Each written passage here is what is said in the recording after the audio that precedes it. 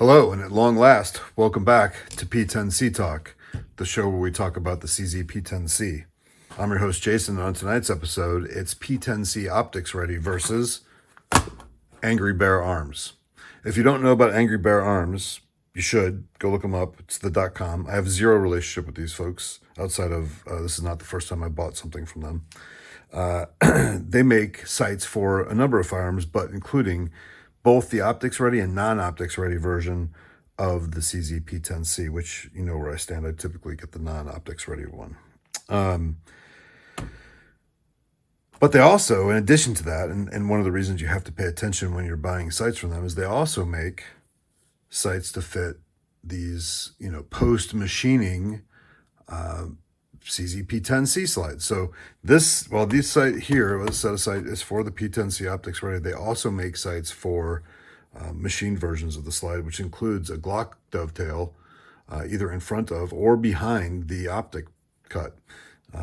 So anyway, pay close attention to what you get from them when you buy them. But in this particular case, I bought tritium front, blank rear for the optics ready P10, and there's a good reason for it. For one, this is three dot white sights. I intend to put an optic on this slide, so it doesn't really matter that there are sights on there at all. But these annoy me, and it further annoys me because they're not centered on the slide. And I've got a slew of sights, not just CZ, for a bunch of different sights that just don't seem to be centered from the factory. And I think that might be a side effect of this optics ready focus that we currently have in the industry.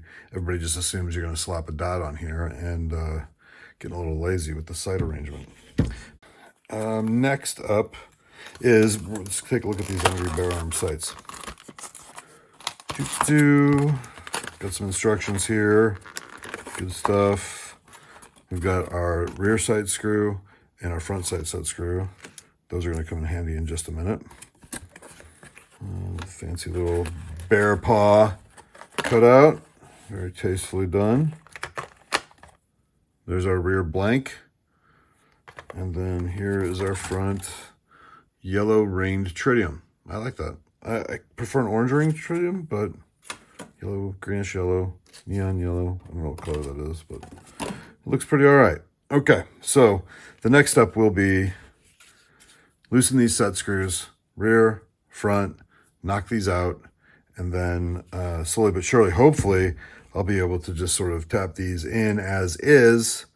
There's the back, there's the front.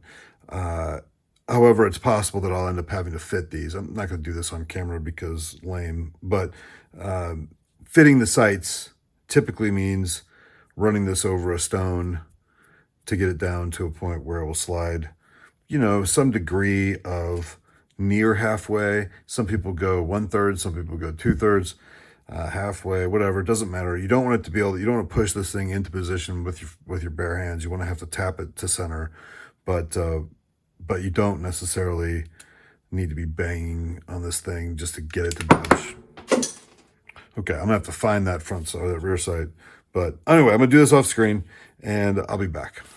I just want to show you on the front sight. I had to use, this size Allen wrench. I don't know the measurement, and honestly, you just have to look it up if you really care that much. I don't. Whichever one works. I carry a bunch of them just in case. But I took this, on the front side, I took the set screw all the way out so that I could get a good clean, hammer point, or this didn't get in the way of my punch when I went to push the front sight out. These come out forward. And of course, just like they come out forward, they go in from the forward edge as well, right? So I'll be tapping this one in shortly. On the rear one, all I had to do is loosen the set screw significantly so that I could tap it out. And I used a brass punch for that. And I have zero cares about how this turned out because it's going in the wastebasket. I went ahead and tapped in the front sight from the front, right? They come in this way. Then you have to add the set screw, which they came in the Angry Bear Arms package, right? And then on the rear, you have to knock it in from the left to the right, until it's what I consider to be fairly close to mechanical center. The next step will be adding the set screw, then taking it to the range and testing the zero of it. Make sure it's adequate. These are going to be backup sights, of course. for the optic that's going on here.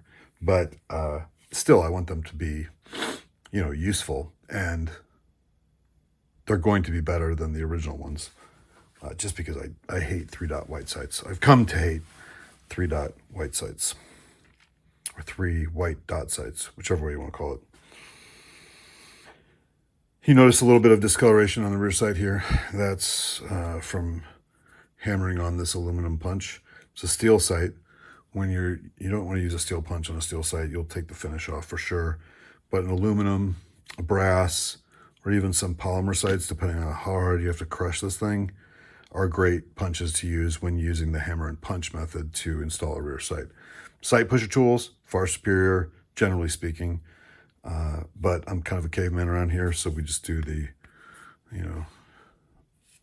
me dumb, me hammer approach to getting this rear sight in. And it went in fine without any fitting. I mean, it took a little bit of extra oomph there at the end, but I don't mind that. Okay, so sights replaced. Old sights not yet thrown in the dumpster, but they will be. Next step, obviously, like I said, check the zero.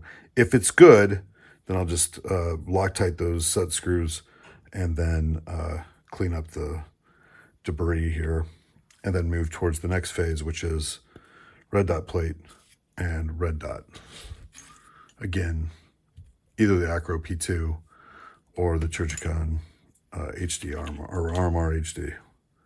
One of these two is going on here. One thing I'll note about the Trijicons, though, after carrying one for a long time, these create like lint pockets that I get tired of sort of cleaning. I'm kind of excited to try this for a minute just because I'm lazy and it'll be easier to keep it, I think, straight. We'll find out, though, right? So stick around. Next episode hopefully drops pretty soon.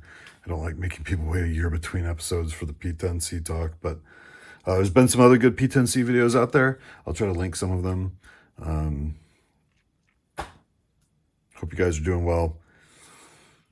And until next time, stay safe, shoot straight, and I'll see you at the range.